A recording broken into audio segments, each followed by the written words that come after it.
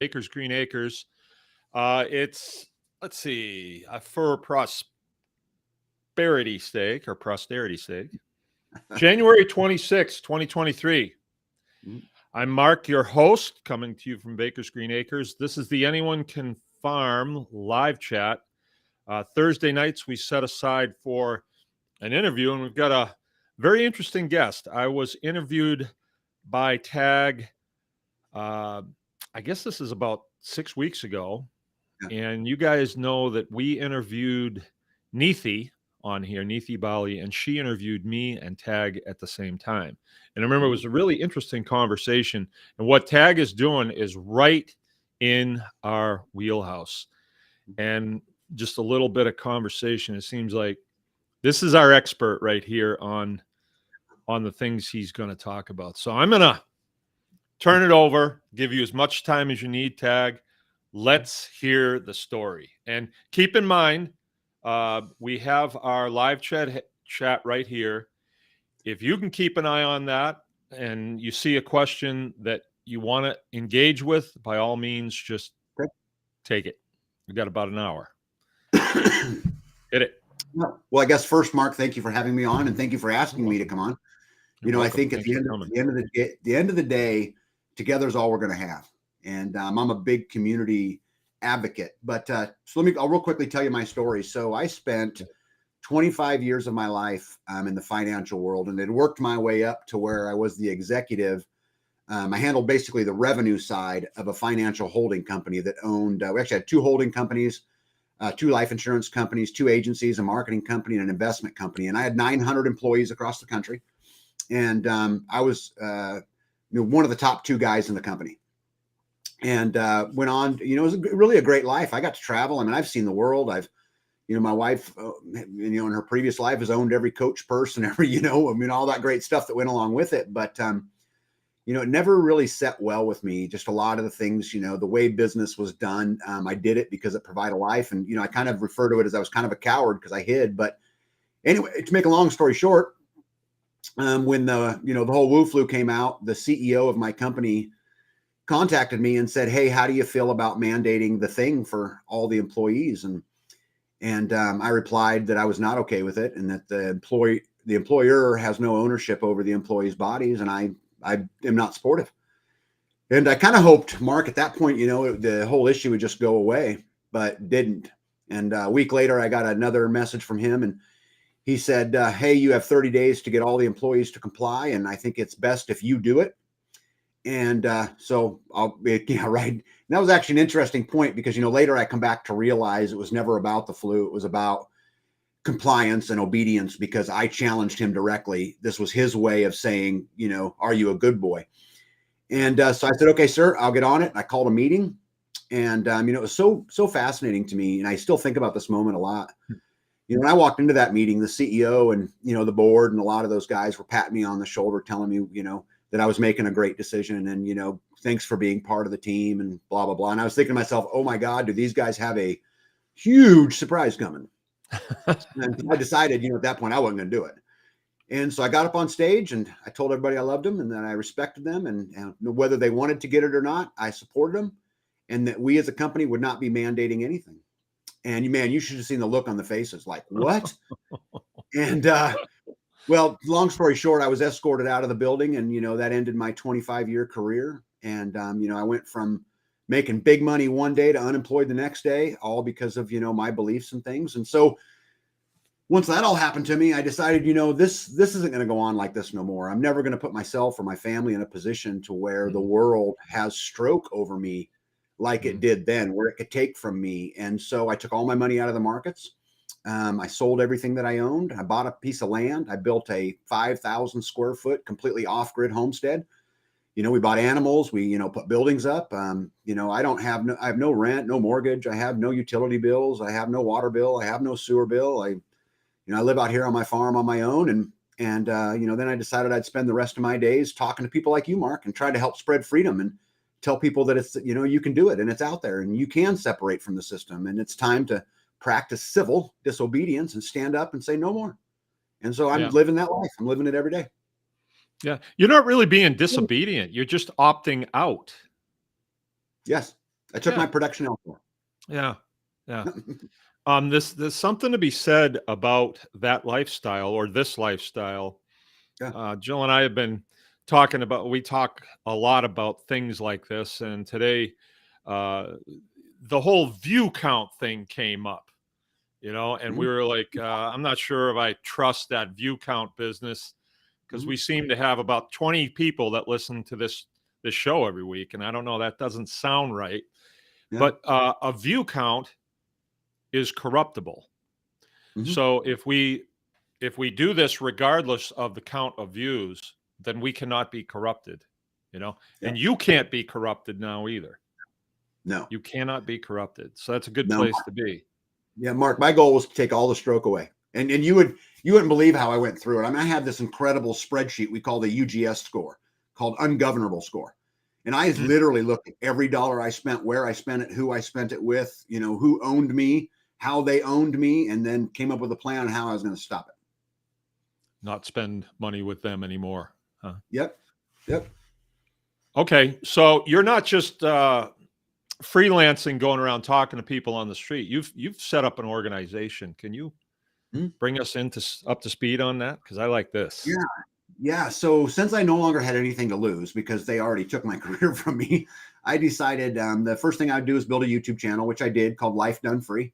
And my YouTube channel, what I really try to focus on is solutions. How do you go live free? How do you escape the grasps of the electric company? How do you escape the grasps of the water company or debt or health or whatever it is? And I show people how I've built my homestead, and because I built it all myself, built my house, I built myself.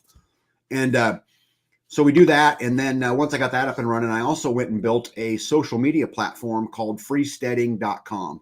And it's built by two homesteaders. So we manage it every day. There's not a big staff. We've got about 15,000 members now. We just launched it in August, but and it really just gives people a place to speak freely and meet other people. Because to me, I think the ultimate goal for all of this is to help other people build these communities, which will allow us to create this counterculture and this counter economy. Now we do it here where I live. I've got 900 members here. About 150 of them are super active, but we, every year I'm trading pigs for auto, mechanics work, and then he trading some of that money to the lumber guy who's part of our community, so he can get lumbers for his new shop, and then that guy's trading that money. So anyway, so by the time in our world the dollar travels to 5 or 6 or 7 people before it hits the system, and this is really, really important as a financial guy. I don't know if many people know this, but a dollar, by the time it gets to 3 transactions, normal transactions, in the United States of America, the federal government has gotten 100% of the money back. And so the longer we can extend those deals, get to 6 people, get to 8 people, 9 transactions, 10 transactions, actually gives you more value to your dollar. And so we built it. And, we do events out here. I'm in Northeast Kansas. We do events out here every single year. We get together very regularly. And have big potlucks and, hang out. We also do what we call the homestead rotation, Mark. And that's where all the homesteads come together to bail out another homestead. So like if someone's standing a barn, we'll put 75 people on that property and we'll build that barn in one day. And if someone's, it's time for firewood, right? Because, firewood's a challenge every year. And so we did one at my house, not too long ago. We put up 13 and a half cords of wood in a 6.5 hour day. And, we just work our way around and help all of us do better and help us, escape the beast. Yeah. Okay. It's So, Northeast Kansas. Yeah. Where do you find all the time to do that? I can barely keep ahead of what I'm trying to do here. I might build my own house. Yeah. It's hard. And literally when I say I built my own house, I put every screw in it myself. You did. And it's a big house, and it's, we talk about being off grid. I have 3 water sources, Mark. I can pull in my house. I can pull water from a well. I can pull it from 8,000 gallons of rainwater, or I can pull it from my 2.5 acre pond. I'll run all of it through filtering systems and deliver it into my house. And my wife can wash clothes in well water on one side of the house and then take a shower in rainwater on the other, all simultaneously. And so it's taken a lot. I mean, it's taken me, my house is not, I would say it's 80% done. I'm trying to finish the last section now, but it's taken me 3 years. That's That's still trucking though. I feel like it's slow as dirt. Oh man, my house isn't done. It's not done. I got, yeah. Yeah, but I'm functional anyway. So you're doing livestock there as well? Yeah, so we've got a few sheep, a couple cows, lots of chickens, and then my wife is a super green thumb, so she grows, massive gardens. We actually, one of the buildings I built for her, we have an exterior processing kitchen. So there's a building next to the house and it's off grid too. My whole place is, but she has her own processing kitchen where she can put up, because she keeps bees and grows a garden, and then the animals. So we can slaughter a pig, we can, preserve peppers, and we can put the honey up all away from our house, which I like a lot. Yeah. Are you quite a ways from town? So the closest town to me is about 2,000 people, and it's about 8 miles away. That's just about right, isn't it? That's just Yeah, right. yeah, Yeah. yeah. Yeah. We've got our closest town is 10,000 people, and it's 20 miles away. Yeah, perfect. And yeah, for them to come out here is very difficult. They always seem to think that I'm out in the boonies, but we run in there a couple times a week for different things that we have to do. Yeah. Yeah. All right. So the platform, what did that take to get that done and to maintain? I understand that's pretty intense. Yeah, it's incredibly intense, actually. Sometimes I think I suffer from the rule of I just don't know any better. And so I'm like overly ambitious. But so basically we found a shell of a platform that had been developed and never used that we purchased. And then we adapted that platform to fit the needs of, free people. Right. And so luckily for me, I've got a lot of contacts. I've been in business many, many years. And one of my very best friends is a guy that spent, you'll appreciate this, Mark, from your background, who spent 16 years in the Army in psychological operations, and retired as a captain and recently. And but while he was deployed, he did 9 deployments. But while he was deployed, he built a small company that built apps. And there was a time where he had 25 of the top 75 apps on the iTunes store. And so he's very good at this kind of stuff. And so I get a psychological operations guy who understands people, who then has the IT background and now he's like me, he's a homesteader now, and then him and I just got together and we just worked through it, and we probably spent 8 months on it before we released it, getting it right and making sure everything worked and all of those kind of things. So, for me, what happens? I think this is the question. What happens to us beyond us? I mean, I can selfishly just say, I'm going to take care of myself. I'm going to grow my own food. I'm going to get as free as I can. And I'm free. I'm as free as anybody is. Yeah. But what do we leave behind, Mark? And so I really want to reach out, and I really want to build community, and I want to help other people build community. And so together, we can really work hard on taking it back. It's we the people, and I mean it. Yeah. I heard, I was talking with a friend today, and we were talking about the state of affairs. And he said, you know what? I've just lost all patience for these people. And what he was talking about was this whole woke generation, Jill and I, we went for a little vacation this weekend, a one day. We went and stayed out by the coast, and we went into a couple of coffee shops in the morning. The first one, we go walking in there, and there's this guy at the cash register, and he doesn't even look up at us. He's just a ponytail wearing guy. And I said, so what? Do we just sit down here or what? And he still doesn't look up. So we walk out. And I think that we didn't tolerate that behavior from this guy. And then we went to another one, and it was almost the same. And we walked out of there. So we didn't tolerate it. The third place we went to was in a different town, and it was a greasy spoon. And the gal that greeted us had a big old grin on her face with braces, and she was just real nice. And, I'm tired of tolerating poor behavior from people in the name of like wokeness, I for my audience, I bring this up like Bruce Jenner. I refuse to call that courageous Yeah. and beautiful or anything. No, it's weird and it's sick, and I think we have to call it out. For a long time, when I first came out of the service, it was like, oh no, you all need to be tolerant of these people. Mhm. And I was like, well, okay, if I got to be tolerant, I'm tolerant, live and let live, right? You know what? It's gotten out of hand. No Yeah. more. No more Yeah. are we going to be tolerant of poor behavior, I guess. Yeah, it's time to take a stand. Hey, a couple of questions that came up here in the chat. I Yeah. just don't want to skip them.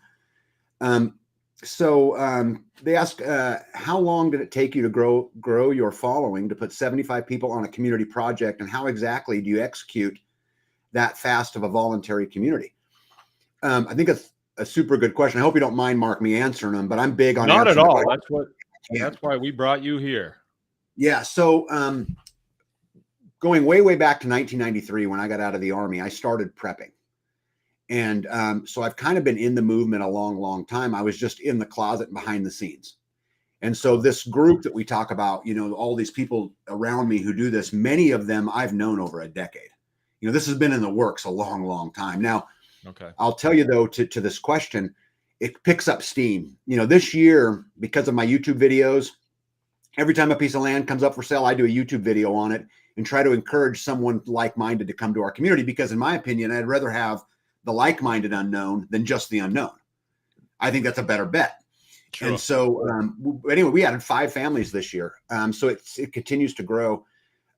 They ask, how exactly did you execute that fast of a voluntary community? It really wasn't fast. It was, 20 years, that took us to get there. But it does seem to be picking up steam. And then Justin wants to know what solar charge controllers and batteries did you use? So my batteries are Simplify 3.8 kilowatt nickel phosphate batteries. And the company's Simplify. Love them. They do a great job for me. They're just expensive. And then my charge controllers, I bought all Schneider equipment. And I'll tell you why I chose Schneider. I'm a big research guy, and I'll go into huge lengths to figure out what I want from a solar panel and what's best. And I read every review. I'm weird that way. But so when it came to solar, I was smart enough to know that I didn't know what I didn't know. Mm-hmm. And so I wanted to make sure my system was super adaptable. So I went out and bought the most adaptable system I could. I bought one 6,000 watt inverter and a few charge controllers and a few batteries as I'm building. And then this system will allow you to stack them. So I just keep adding to them. Now I have three 7,000 watt inverters, 6 charge controllers, 10 batteries, and the system just gets bigger and bigger and bigger. But that's what I have, Justin, and that's why I chose what I have. Okay. How many people are living at your residence? Me and my wife. Just you and mom, huh? Okay. Yep, that's it. Yeah, that's one thing we did here that I think, if I could give somebody advice in building community, is that sovereignty matters. And so I'm not a big fan of putting 45 people on one property trying to share it, because I think what happens is people get upset, people have bad days, you get all of these things. So we actually have in our community, within 15 miles of me, we control about 900 acres of land between the homesteads that are around me. And what we try to do is when property comes up, we put a butt in a seat, and we just keep trying to grow that and keep trying to grow that. But they all have a place to retreat to. They all have their own sovereignty. There's no homeowners association. It's nothing like that. So I think that's the best method, in my opinion. Have you thought about, like communal living or anything like that? I've tried it. Just pondered that. I know you're not going to do it, but have you thought about it? I've actually tried it. We have had a few experiments where I watched 4 families go together and buy a 40-acre piece of land and try to live it as one property. And then the problem is this person wanted to spray and this person didn't want to spray, and this person wanted this and this person, and because they had no sovereignty, those situations, I have not seen one work out. There was always a problem somewhere. So like now, what I would tell those 4 families, if I could do it all over again, is, hey, let's go down to the courthouse and let's divide this land up. So you have a say on your own property of the way you want to live and what your version of off-grid is, or what your version of homesteading is. So I'm not a big fan of communal living, because I think people are just people. I mean, Mark, you were in the military. I mean, it's just, people are just people. Yeah. It would work, if you had a command structure and somebody ultimately had a say in what was going to happen. Yep. I could see a time, if things got bad in this country, where we could take people in onto our property and they would work, and Yep. but ultimately the landowner would have the say. Yeah. How it's We actually plan for this as well. We've got some community members who live in the city. I've got a city of 200,000 people 40 miles from me, and that plan to come out. And that's how we do it, is that at the end of the day, the guy that bought the land or the gal that bought the land, they have the trump card. And it's just the way it is. Okay. Yeah. All right. Well, this is sounding really interesting. Before we went on the air, we were having a little chat, and I mentioned that we're seeing a different group of people that are coming into homestead, and it's noticeably different. And Yes. I would say in the last 6 months, Yes. you've seen this too. You say, could you Yes. give us your take on that? What are you seeing, and why do you think that is happening? You use some words that I believe, but I have no way of backing it up. So go for it. Yeah. Well, I actually think there's a concerted effort to divide us in our country. And I can get into a lot of examples if you want me to, Mark, but sure, couple. Okay, let's talk about how they divide us. There's a lot of ways this is orchestrated to do, and I've got some incredible connections through my business career that allow me to see things sometimes kind of from a whole picture a little bit. How both sides try to orchestrate it. But let's just talk about social media real quick. So when you go onto social media, whether it's YouTube, whether it's Facebook, Instagram, whatever it is, your feed that is fed to you is based upon your previous search results or what you normally watch, right? Yeah. The reason why this is so effective is because it takes and I hate to use the word right and left, because I don't believe there is such a thing. I think it's all the Republicrats, but I don't like any of them. But anyway, so what they do is they purposely strengthen everyone's beliefs in what they're watching. And so this is really, really important, because they take away your ability to see the other side. They purposely remove that. It used to be in mainstream media where you would watch Fox News or CNN, right? And that was bad enough because you got their spin. Before that, it was, you might have some honest journalism, but I think what they do on purpose to us is they say, Mark, your beliefs are right. They're only right. You're 100% right. And they just don't show you anything else, which then further convicts you into your beliefs, which is fine. But the problem is, on the other side of the aisle, the exact same thing is going on. And I think it really hurts us to be able to take a step back and consider an additional opinion. Like, we're not given that anymore. In all of history, we have access to more information than at any point in time in world history. Yeah. Except we are dumber than we've ever been. And it's because what you're fed is specific to you and specific to what you want. I think it's a travesty, as far as what's going on. And, there's a lot of those that are going on out there, but, to your first point, the whole woke, you were talking about the woke stuff, a little bit earlier. You know why the government, and this is my opinion, why I believe the government and the powers that be promote wokeness? Because it keeps the divide. Mm-hmm.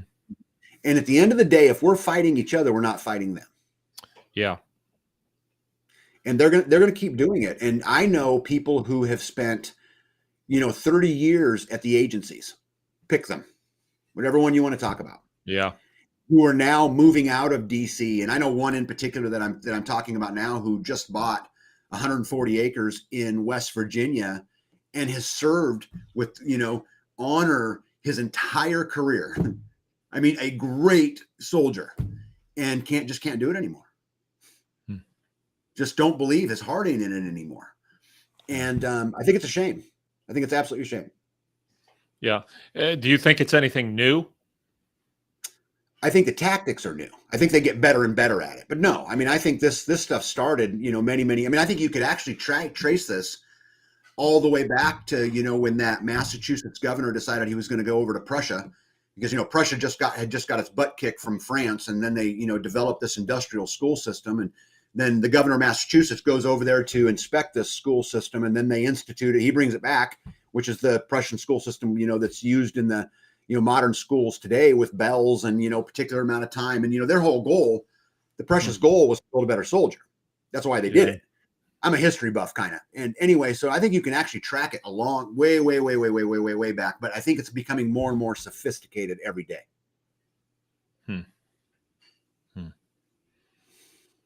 Yeah. Right now, in mainstream media and in alternative media, we're starting to hear, oh, this medication that they've been pushing might not be so safe. And I had a tendency to be like, yeah, well, we told you so. But I think it's kind of an op as well. I think they had this plan that, yeah, here's what we'll do.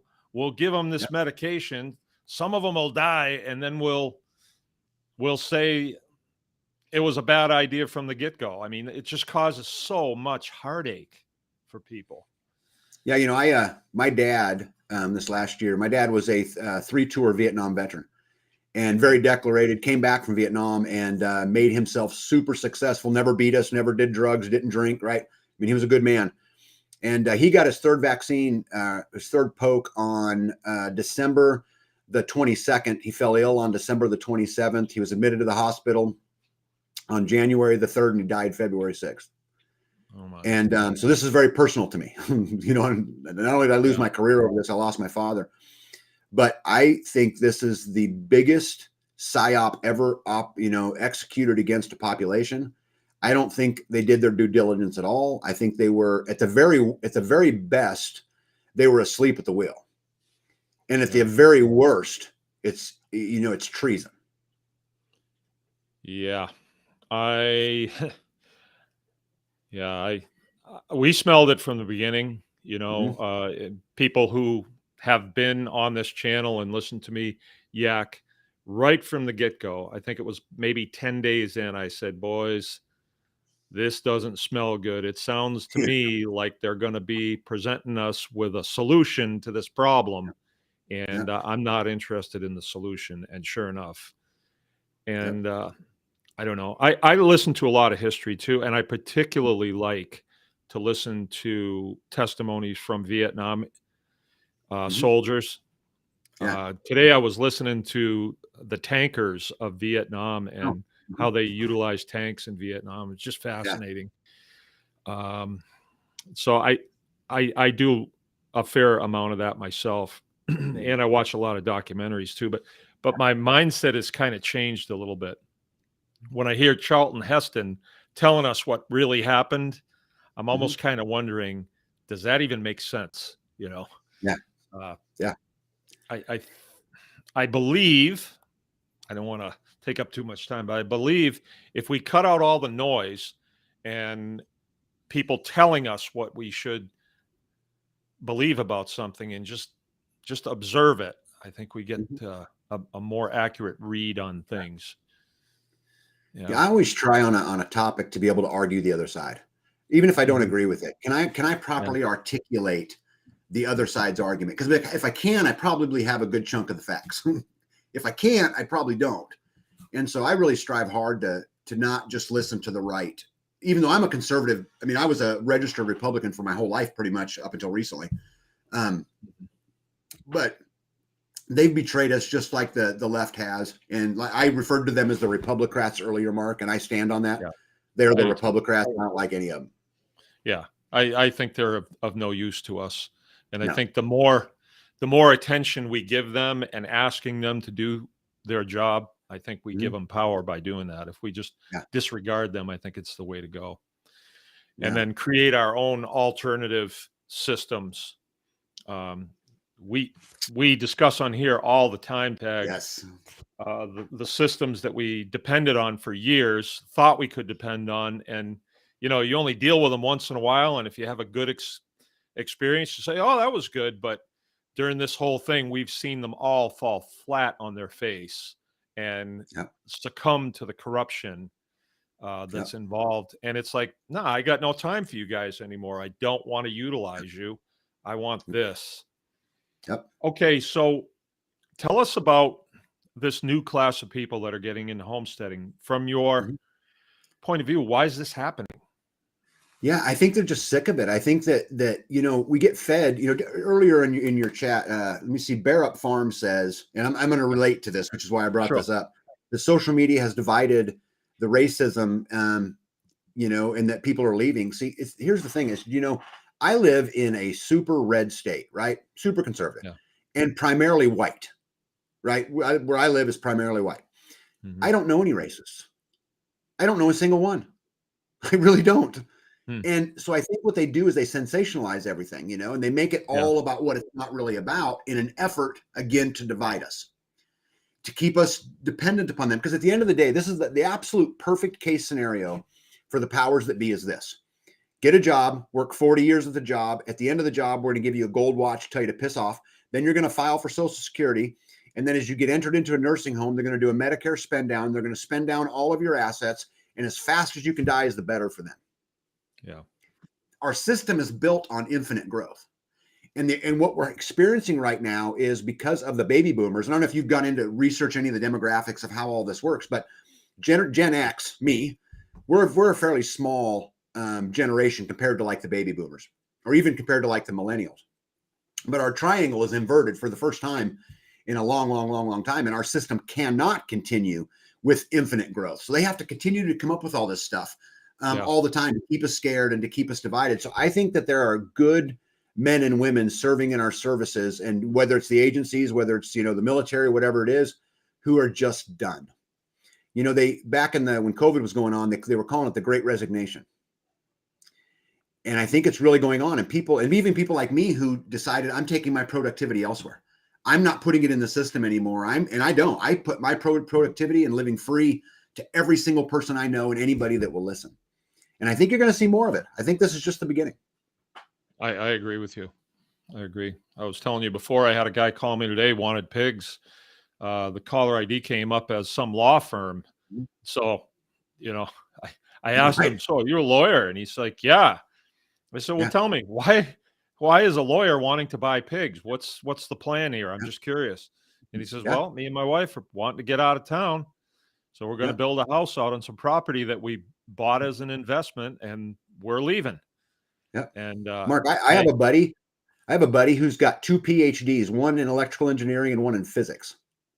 Okay. And super smart guy, spent his whole career in drones. Okay. His whole career. Okay. In drone combat. And he is swinging like hell trying to figure out how to grow a tomato right now as we speak. Can you imagine but can you imagine homesteading in about 5 years? No. What's going to be exposed? I mean, there's so much. There's so much. I think we've been really, really dumbed down. Or else, George Carlin used to say, he says, oh, yeah, you got lots of choices in this country. You got Coke and Pepsi. And when they present that to you, you don't think of anything else. And it's been kind of like that in homesteading. It's like, well, to use fertilizer or to be organic and not use fertilizer, like there's no in between. And certainly there's an in between. And, you can wean yourself off of fertilizer. It's but I think we're just on the edge of something really cool. There's people in this chat now that had alternate career fields, but that said, nope, I'm going to do this. I only get one life. Something's drawing me to this, and I'm going to do it. And you have to applaud them for that. All right. So let's see what else we got here for information. Question. Yeah, I think Mark, I think one other thing I would like to tell your audience is just that we are never going to beat the system by playing by the rules of the system. You're never going to do it. I mean, it's so funny to me. Like I get people tell me all the time, hey, Tag, come over here to Florida and help me protest on the Capitol building. I'm like, are you serious? Because here's the thing, guys.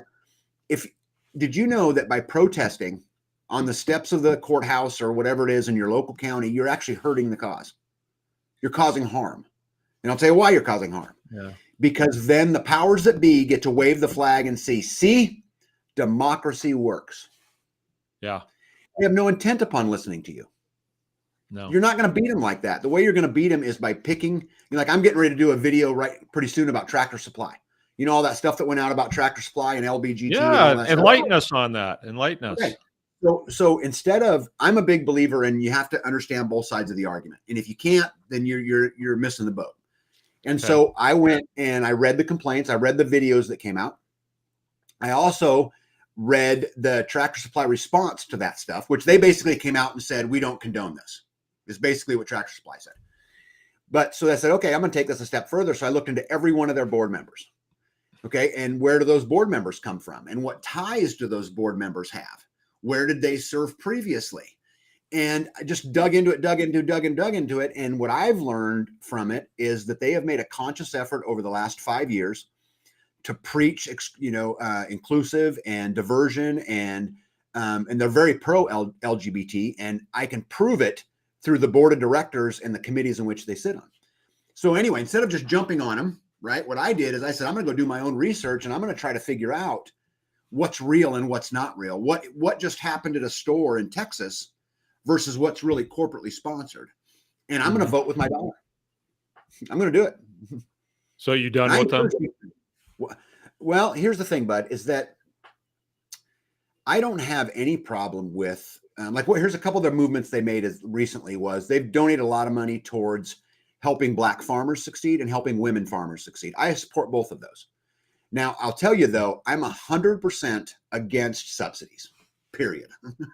I don't like them no matter what happens. But so I am definitely less likely to do business with them today than I was back then. And I have a Tractor Supply that's pretty close to me, but I don't really want to ruin it because, like I said, I got a video coming out about it, and I'm not totally through my research, so I don't want to put final judgment on it yet. But I'll give you an example. One of the board members previously served for Vanguard. Mm-hmm. Vanguard is a huge financial company who is leading the way in wokeness. Yeah. And so anyway, I want to get through it all and make sure that I understand it all. But I would say that if what continues in my research is what I have now, I won't do business with them anymore. But I'm not done. Okay. Yeah, I've seen enough. I don't need to see any more. I'm done with them.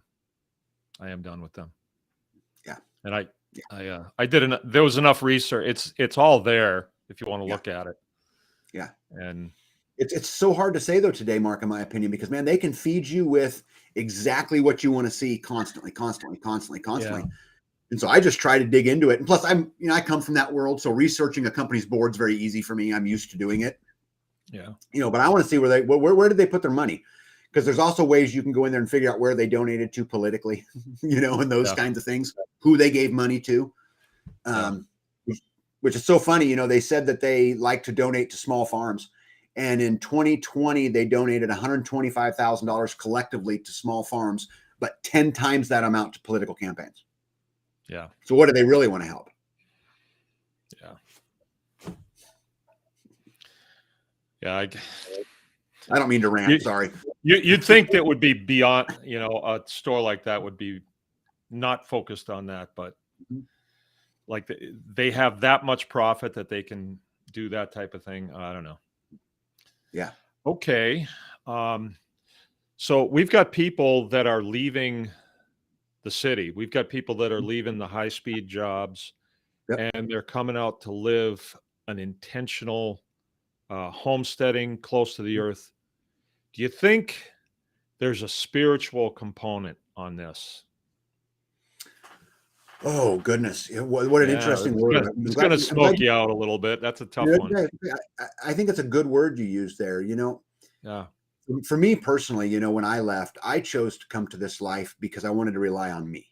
Everything else was secondary. And I was willing to bet on me over all others. Now, I was raised on a farm. My dad showed quarter horses all over the world. And so I grew up on a horse farm. And so I kind of was, come from that background a little bit. My wife was a city girl from, Phoenix. And, so she didn't I don't think it was as easy for her, even though today, she's the rock star of the whole thing. So I don't know. This is such a weird topic. I don't know, Mark, if it was destiny, because it was so funny. I look back at it and there was a series of events that happened collectively all in a row that got me here. And it really makes me wonder quite often, am I doing what I'm supposed to be doing? Because it sure seems like it. I mean, I've had a lot of breaks that fell my way, you know, and to go pull this whole thing off. Yeah. So I think there's got to be something spiritual there. You know, I can tell you, I feel much better with my hands in the dirt. I feel healthier. I don't, you know, I sleep better at night. Mm-hmm. You Yeah. know? When you throw spiritual at somebody, you get an idea where they're coming from. For me, Yeah. I think it's pretty obvious that we're a mind, a body, and a spirit. That's fairly obvious. Mm-hmm. And the spiritual part of it is, where is this spirit happy? Mm-hmm. I know a lot of things I was doing in my life for a job. My spirit was definitely not happy, Mm-hmm. and I couldn't even contain it. People knew I wasn't happy, Yeah. and I didn't do well. But in the job that I'm in now, my spirit is happy here, and I seem to things kind of come easier. Mm-hmm. The Yeah. thought process is a lot. Um, it's right there. It just happens on its own. If I have a problem, I kind of look at it as though I'll figure it out, as Yeah. I go along in my day. Um, eh, I woke up at 3 o'clock in the morning last night, and Mm-hmm. something was bothering me, and I started thinking, what could this be? And then I thought, I know what it is. I don't know where I'm going to put that fuel tank. And I was like, that can't be it. But I got up anyway, and I started looking through some stuff, and it still bothered me. I was out working today, and I had to come in to Joe, and I said, is there something that I'm missing here? Something seems to be bothering me. And she was able to say, well, could it be this? Mm-hmm. And then as soon as I got to the bottom of it, she was right. And what it had to do with was corruptibility. Mm-hmm. We see all around us people who seem to not exactly be telling the truth. And then even within our own ranks, there are people that are homesteaders, but there's certain Mm-hmm. stuff they're not going to talk about. And it's kind Mm-hmm. of obvious. And you say, why is that?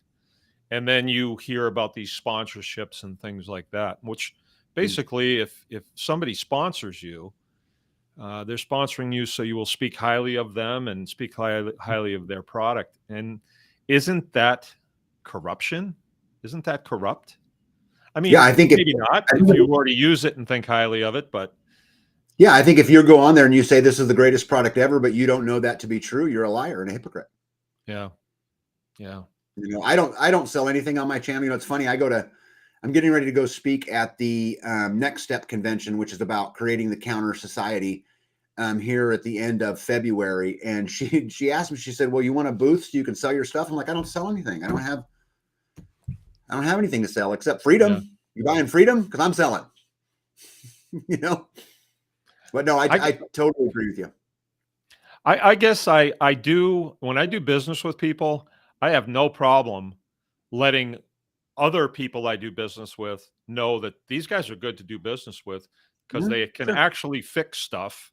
They actually sell good stuff or whatever Yeah. like that. I have Yeah. products that I would absolutely endorse, but only because I know them.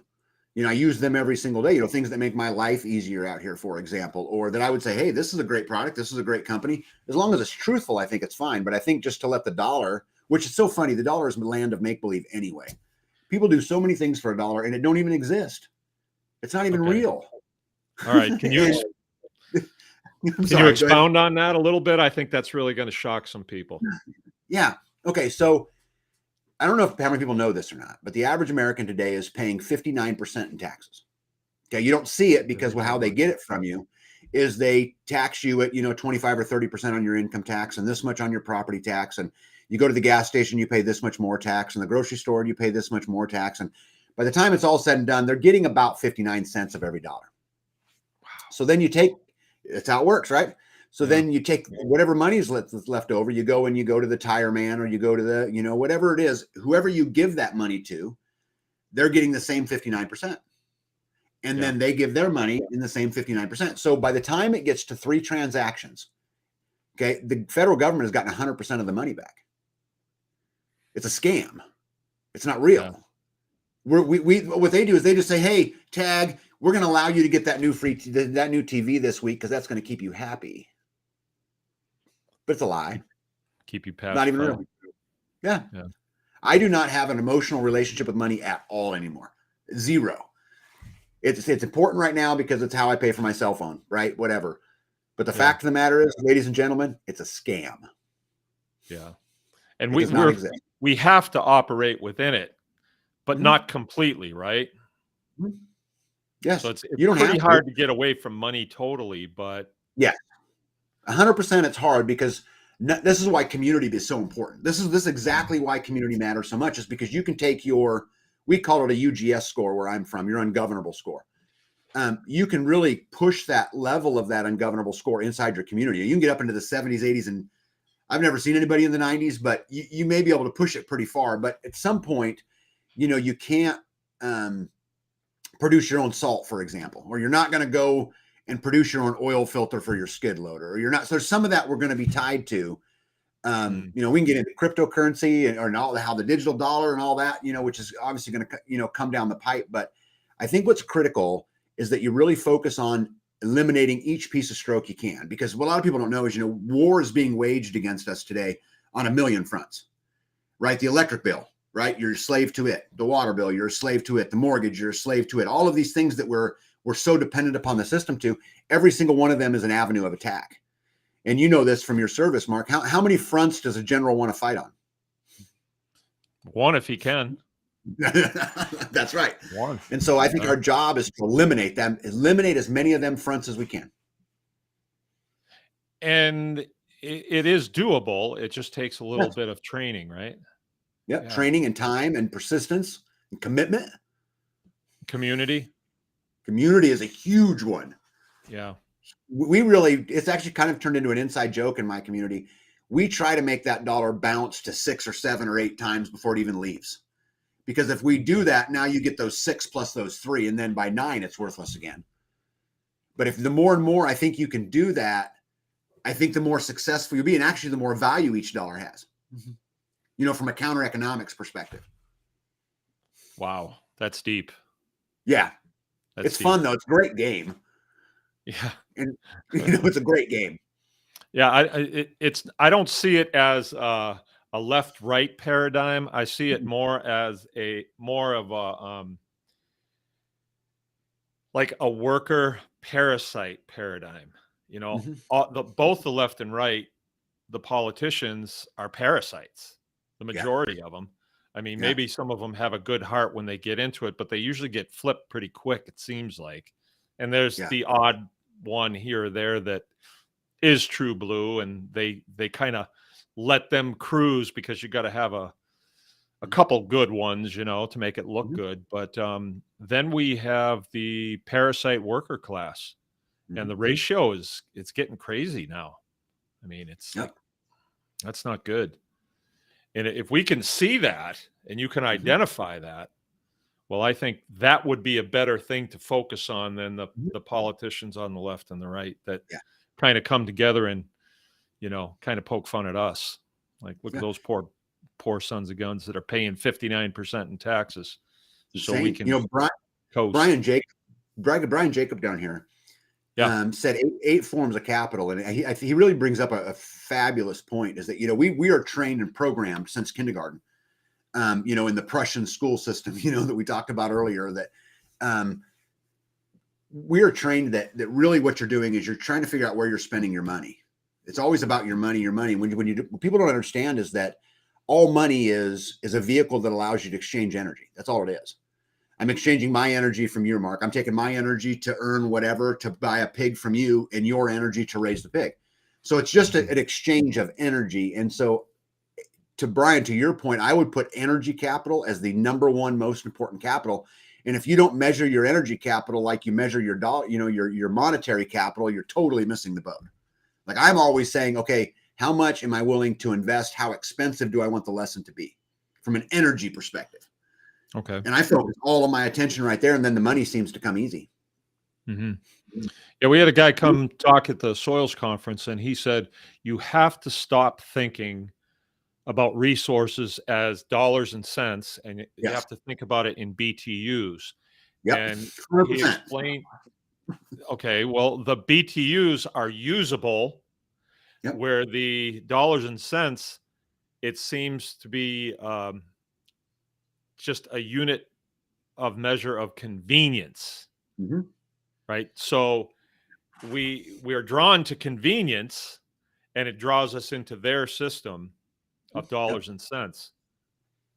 And Well, I and think then the that's fact of really the matter, the dollar is the land of make believe anyway. It doesn't really matter. It's infinite. We're never going to run out of dollars. There will always be there. But think of it as a gas tank. Your gas tank for your energy capital in the course of your life is fixed. And when you're going to invest your time in a project, or you're going to invest your time in something, I always think of it as my gas gauge. Am I willing to lower my gas gauge for this right here? Because I only have so much energy. Yeah. I can't print more. I can't, this is what I get. And I just look at it 100% through energy capital perspective, and it motivates me. I make much better decisions that way. Yeah. Okay, we got a It's couple crazy. here. Ballistic saying, homesteading doesn't have to be farming, does it? Oh, I guess it depends on your definition of farming. I do not consider myself a farmer, because I don't sell anything off my land. We consume 100% because I haven't mastered the art of taking care of 100% of my own needs yet. And so we don't sell anything off my farm. So I don't consider myself a farmer. I consider myself a homesteader. So I guess from that perspective, no. I guess it depends on how you view it, I mean, you know more about this, Mark, than I would. Well, I agree with him. Let's say you don't have the land to farm. You can procure your food from other farmers, and maybe you live in town, but you provide a homesteading service. I definitely think it doesn't need to be farm based. It just seems like that's a good place, because we look at farming as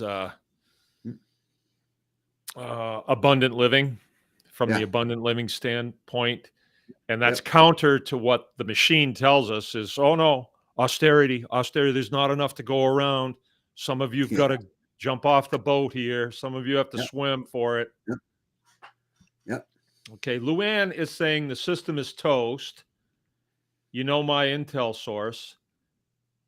I'm not sure anymore, Luann. I used to think that, okay, but I think that could be an op as well, because the belief that all is going to be well, it helped us cruise right through the Trump administration, which when I look back on it now was pretty damn bizarre. I mean, we liked them because we like to see liberals squirm a little bit. That was fun. But what was the name of the vaccine rollout? What did they call that? Warp speed. Warp speed. I was just going to Google it. Yep. And my sister's a big Trump lover, and I said, explain that. And he's still saying take the vaccine. So I can't explain that. If he's I find it quite fascinating, Mark, that the whole Trump phenomenon. And I've thought about this a ton. And I know in my heart with 100% certainty that divide is the goal.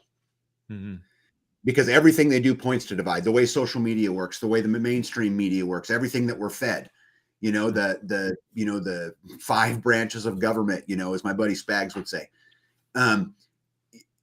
is all built towards that. And is it just a coincidence that Trump, who got in, for whatever reason or however or whatever it is, further broadened that divide? Yeah. It just seems weird to me a little bit. Yeah. I mean, I look at this a lot with the digital dollar too. And was Bitcoin created just to get us used to it before they, I don't know, I mean, I'm so skeptical of that stuff anymore just because I know the system. I don't know. Me too. I don't know. I listened to a guy, I've turned these guys onto it, and it was a guy in this forum that turned me onto it. It was Jack Russum. His name's Owen Benjamin. And he's a comedian out of Hollywood that got thrown out because he he wouldn't bend over to what they wanted from him. And I don't know. I think he's got a pretty good message, and it is consistent with this. It's not the left, right. It's the up and down. And he says, and he just said this kind of off the cuff one day, and I've grabbed it and I'm pumping it out. But he says, evil is weak. Continue to build. And I've seen that in my life. You know, I've seen evil fall. Yeah. You know, I've never talked about this on YouTube before, but, you know, I'm kind of starting to believe that the whole China's a threat, Russia's a threat's kind of a scam in a lot of ways. And I recognize, you know, they have nuclear weapons and blah, blah, blah, blah, blah. But the fact of the matter is China's dying. You know, their one-child policy that started 40 years ago is killing them today. You know, they're aging out at a super fast rate, and they don't have the manpower to keep up with production. You know, furthermore, you know, all of their oil, you know, goes down through, down through the south there, you know, Vietnam, Laos, you know, down through all of there. And, you know, they don't have the Navy to defend it. I mean, you know, 3 destroyers sitting down on that path would shut China down pretty quick.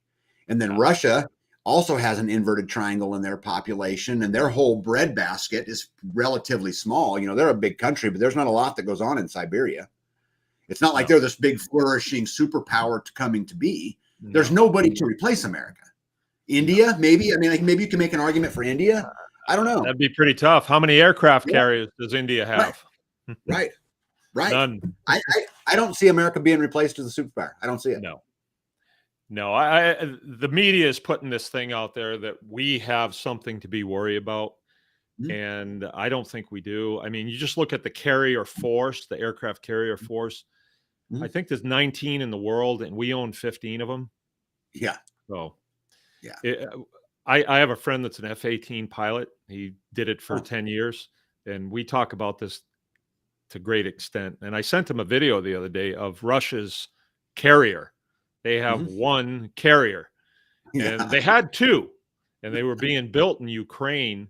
One of them made it out into the deep water, but they launched their airplanes, and then they couldn't get them back. So they wound up taking it back to port. It's not nuclear. It's runs on not quite oil.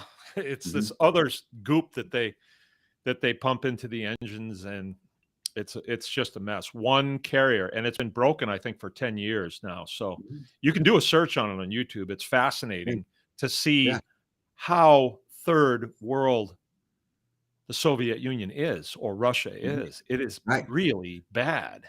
It is really bad. China's and so why would they do better. it? Why would they do it? Why would they keep telling? I said, then why would they do it? Why would they keep us afraid of World War III? Because they have to justify our military budget. We got a lot of contractors that are getting really rich off of military threat. In my opinion, war should be outlawed, because war is really stupid. Most of the time, the people you get in war with, they don't even know why we're fighting. You know, you're telling me we thwarted communism in Southeast Asia? I don't think so. No, I think that they keep us in fear because it keeps us obedient. Yeah. I think it's an obedience game. But I would agree that the military complex that's pretty right on too. Yeah. You got to have wars if you're going to keep building this, all this especially stuff. When the economy sucks. When you print money endlessly and you can't keep up because your population is aging with the baby boomers and the inverted triangle that we were talking about with Gen X, and you're dependent upon forever growth.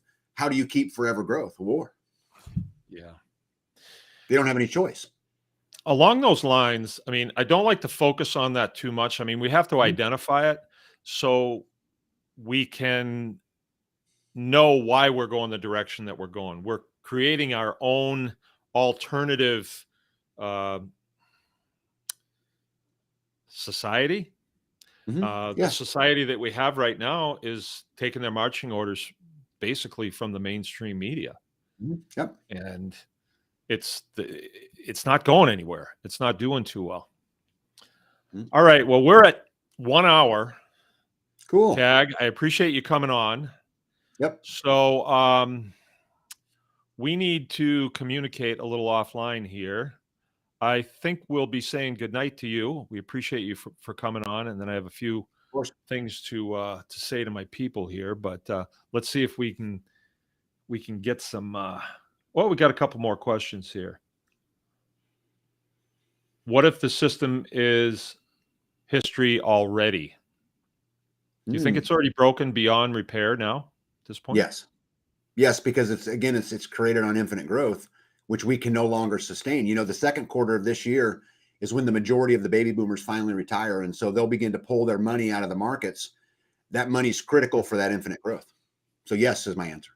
Okay. I thought you were going to say that. All right. Ballistic says, I'll read this because this is in line with some other things I've been hearing lately. I bought fish food from Tractor Supply and all my fish died and the dead fish smelled like paint. Some people are saying that their chickens have ceased laying since they started buying chicken feed from Tractor Supply. Yes. And I heard that. I don't know if it's true or not. I mean, I've heard this, but I think this is another great example of why we as creators, Mark, and people out there should be spreading the counter economy message. You don't need Tractor Supply. You don't need them. The fact of the matter is, you know, grinding your own corn or doing your own things. Chickens are, man, they're little velociraptors. There's a lot you can do with them. You know, break that chain and that stroke and, you know, do for yourself or let your community do it and get it from the community. I'm going to research that though, as the information comes out about that issue. I will spend some time there. Okay. Preppers Paradise Canada, a close example in Canada. Ontario Teachers Association buys United Farmers Alberta and Wholesale Sports, then closes the gun stores, so there will be fewer gun stores. They also invested $95 million in FTX. Wow. That's deep. That's deep right there. Yeah. Okay. All right. 8 forms of capital, according to Tim. We should be talking about that. Yeah. We should be. We've got a lot more to talk about here. Okay. Wow. This really got it way ahead of us. Okay. I'm going to cut it off now, so I'll let you go. Okay. Appreciate you coming by. We will chat again. Good night, sir. See everybody later. Have a great night. Hold the line. Don't give an inch. Well, that was cool. Oh, man. There's so much going on. But I wonder if a good dose of it like this is sort of like an inoculation. You know, we know there's a problem. It's not going to be taken care of outside of us. It's really up to us to do this. And Tag was talking about alternative economic systems. I like that. And without, say, a Tractor Supply, then you see opportunity for people within the community. Got a long way to go, I must say. All right, you guys. Thursday night. Hey, we had a pretty big crowd tonight, 35. Do we believe that number? I'm not sure if we do. You guys, I did a video 7 months ago, and it was about growing food in the pig pasture. And it's a pretty good video. I showed it to you Tuesday night. And when I last looked at it, it was at 52,000 views. Now, normally our videos don't get that many views, and I really don't know why. And like I told you, we really don't do this for views. Although when you see something like that, when you go from like 500 views to 50,000, you know, it seems like, oh, well, that's not that much, you know, because so-and-so gets 50,000 in the first hour after they put a video up. 50,000? That's a huge number. I think 200 is a huge number. I really do. That's a huge number of people listening to this message. And although I part of me wants to believe that, well, it must be a glitch in the system. I don't know. It's really strange now. But it caused me to have some thought. Is it different when you're talking to 200 people as opposed to 50,000 people? I don't think so. Message is still the same. We talked about it a little bit. Tag and I talked about it a little bit, and we did talk a little bit about corruption, corruptibleness in the system that we see as far as this tribe of passing on information so you all can do the things that you need to do. There's no central command for this. Therefore, it remains uncorruptible. So we just pass on the information.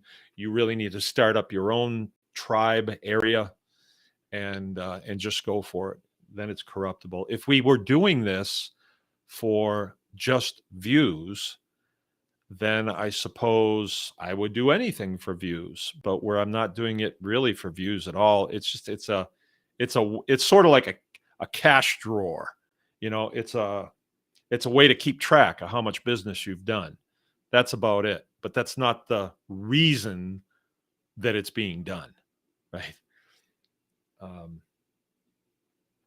Okay. I guess I don't want to go too far. So, Mark, I have got you hooked up to Janine. Wait a minute. So I have got you hooked up to Janine. She has connected with a sovereign farmer in her area. What's that mean?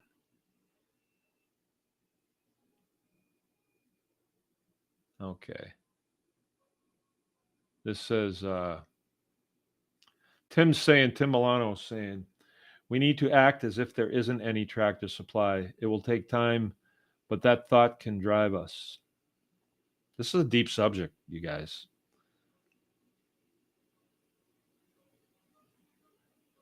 Deborah O'Neill.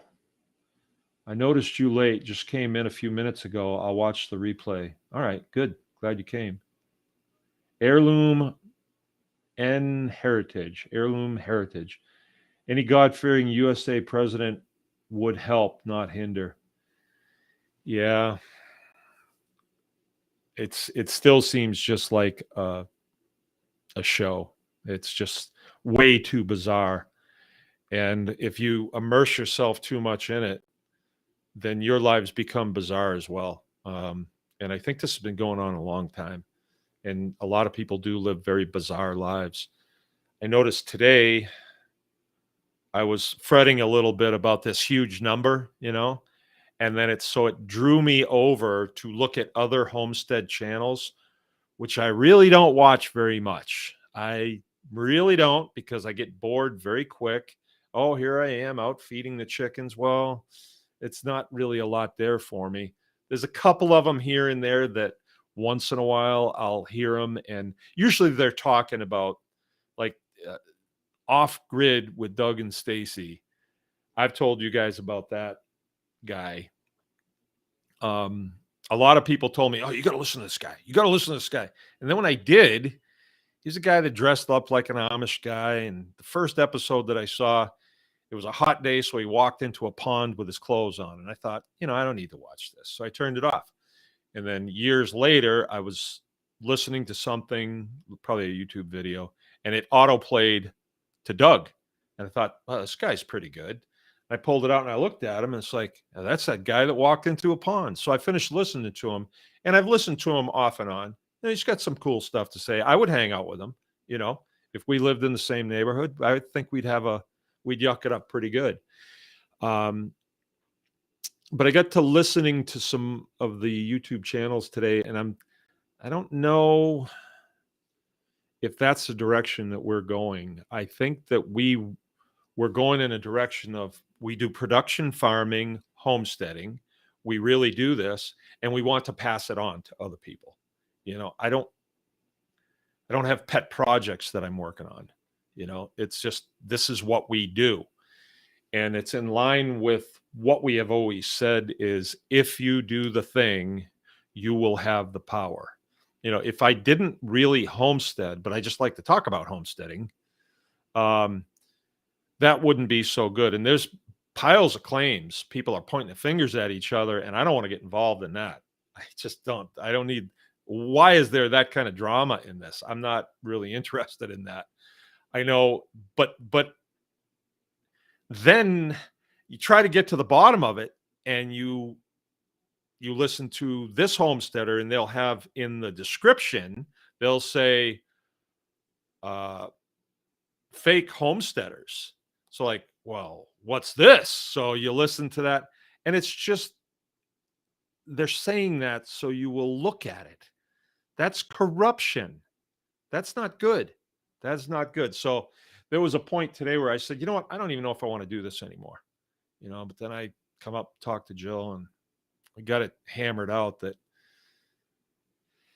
yeah, we're fooling around on YouTube, passing information out, but we don't make a living off of YouTube by any means. So maybe that's what this 50,000 views is all about, to say, ooh, wow, I really want that. Because for 10 years now, I've been making videos on YouTube, and it's not uncommon for a really good video, really good content, to get 100 views. And I'm used to it. But I had to make the decision a long time ago. Do I believe in this information? And if so, if it goes to 100 people, then that's good. That's the way it is. It's not like some other video channels that have, 250,000 views. Oh, well, that's better. 250,000 people that you don't know compared to 100 people. And a lot of them I do know. A whole lot of them I do know. So I don't think we're good. That dichotomy, I don't want to get involved in that dichotomy. I want to continue production farming. I want to continue to serve the people who come to our farm, and we get to shake their hand and hug them and help them and all. I want to continue doing that. So we're going to stay with it. We're going to stay with it. It's going to be business as usual.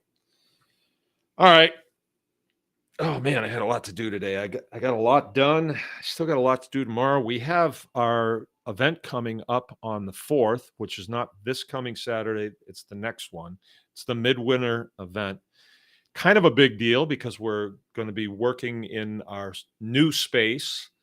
I got the heater hooked up today.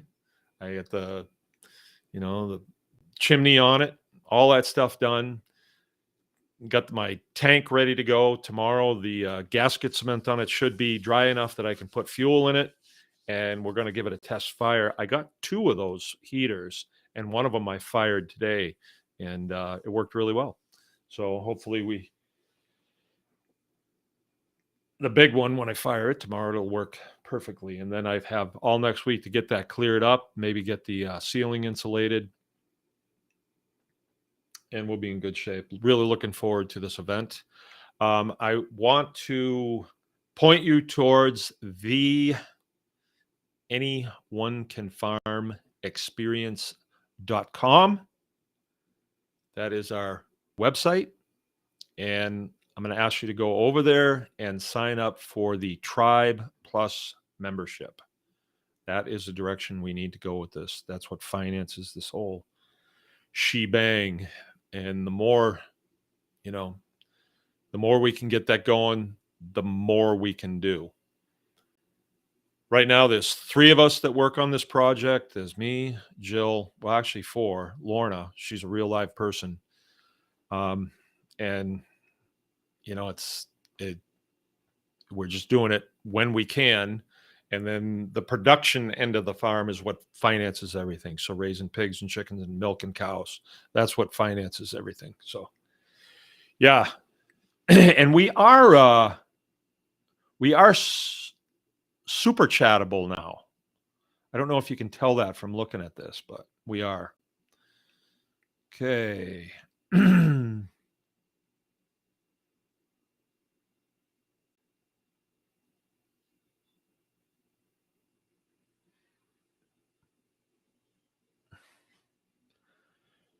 Well, you know, if Trump comes through for us, Luann, I'll be the first to admit that maybe he was true blue. But I just that whole warp speed thing, I don't get that.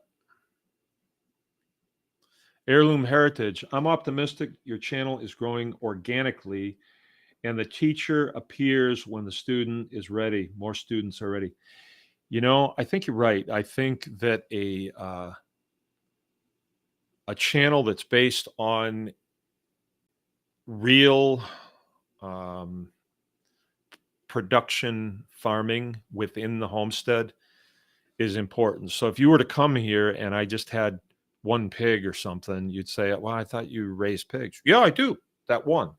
Then it's sort of like a prop, but we actually do this. You know, it's like if I showed you the butcher shop, but we never butcher anything in it, it really wouldn't be the same. You know, it's got to be real. It's got to be the real thing. Okay, I'm going to get going. I will see you guys next Tuesday. Remember, anyone can farm. Evil is weak. Continue to build. Good night now.